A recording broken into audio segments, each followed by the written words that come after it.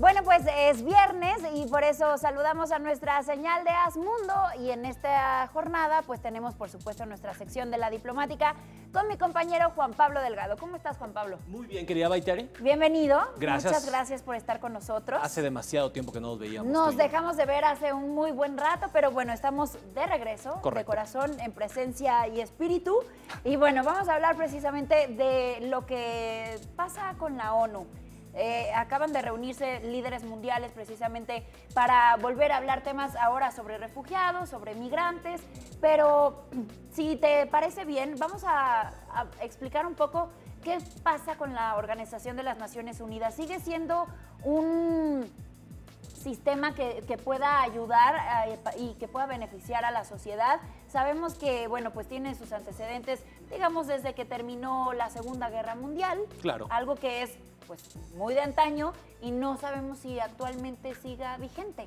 Pues mira, como bien decía el secretario general de las Naciones Unidas, el segundo de hecho, la ONU no fue creada para llevar a la humanidad al paraíso, sino para salvarnos del infierno. Ok. Y creo que en ese punto la ONU nos ha salvado hasta ahorita, pero eso no la redime de que no le podamos echar un poco de tierra y criticar por precisamente cómo se ha venido transformando y, peor todavía, cómo se ha visto incapaz en muchas ocasiones de resolver las grandes problemáticas globales. Pero bueno, para los que no se enteraron, o incluso para los que están enterados, esta semana estuvimos viviendo en Nueva York la edición 71 de la Asamblea General de la ONU, ¿no? Donde se reúnen 193 países que son los reconocidos por las Naciones Unidas a discutir toda clase de temas. El punto de la ONU, Baitiare, bueno, y auditorio, es que se creó precisamente con la intención,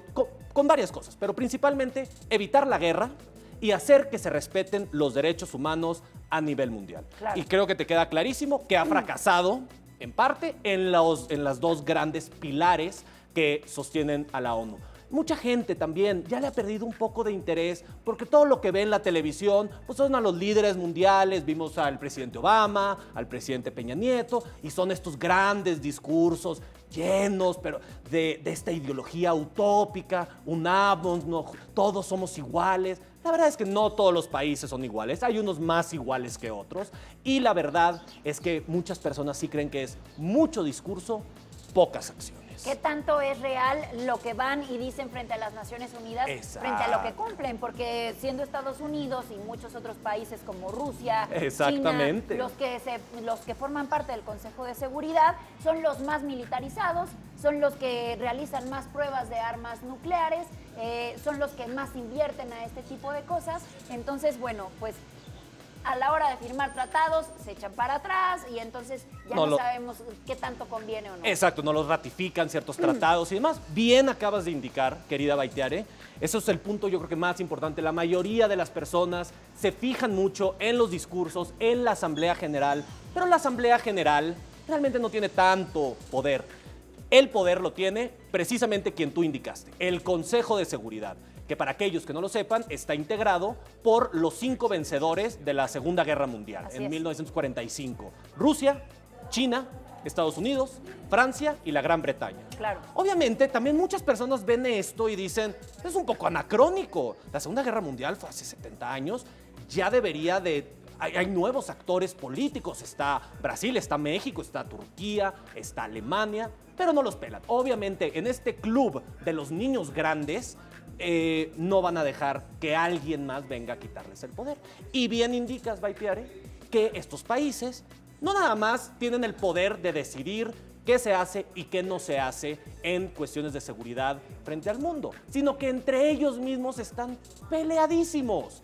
Estados Unidos, Francia y la Gran Bretaña, pero peleados a muerte con Rusia, principalmente ahora con Vladimir Putin. Claro. China está en su propio rollo, intentando conseguir la hegemonía en su zona de influencia. Y es por esto precisamente que vemos que Estados Unidos se pasó a la ONU y a todos los países por el arco del triunfo en el 2003 y dijo, yo voy a invadir a Irak.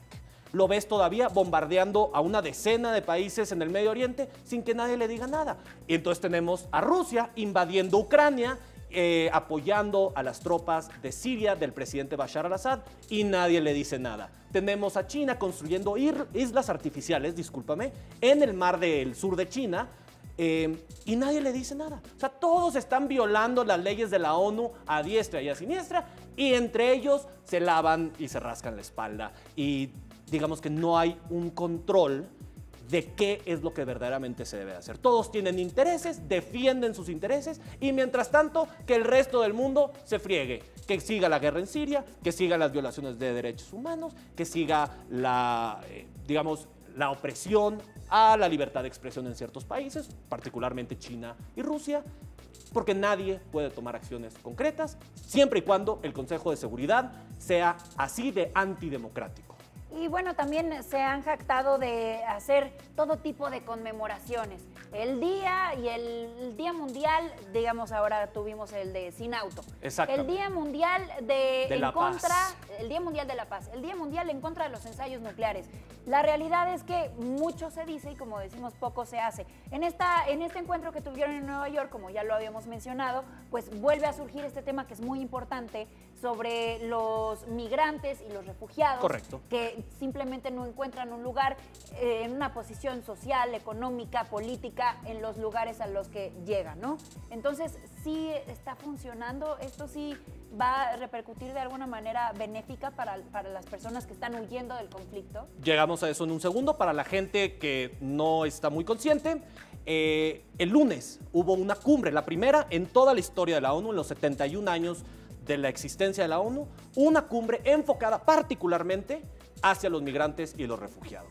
Porque si no están enterados, estamos viviendo, Baitiare, la peor crisis de refugiados desde la Segunda Guerra Mundial. Sí. Cerca de 65 millones de personas han sido desplazadas de sus hogares dentro de su país o han tenido que salir a sus países como refugiados. Ya hemos visto la crisis en Siria de todos estos cientos de miles de personas que intentan llegar a Europa buscando una mejor vida. Ahora bien, como platicábamos hace un segundo, los países se reúnen el lunes, empiezan a platicar, hay grandes discursos, el presidente Peña Nieto habló de no construir muros y demás, y llegaron a la Declaración de Nueva York. Fenomenal el nombre. ¿Qué dice la Declaración de Nueva York? Bueno, dice prácticamente que los países se comprometen y prometen hacer valer los derechos humanos de los migrantes, otorgarles educación y otros servicios una vez que lleguen a un país, dar cierto tipo de asistencia a los países que son de tránsito o a los países que lo reciben. Ahora bien, todo mundo podría estar aplaudiendo la noble labor de estos países, de estos líderes globales.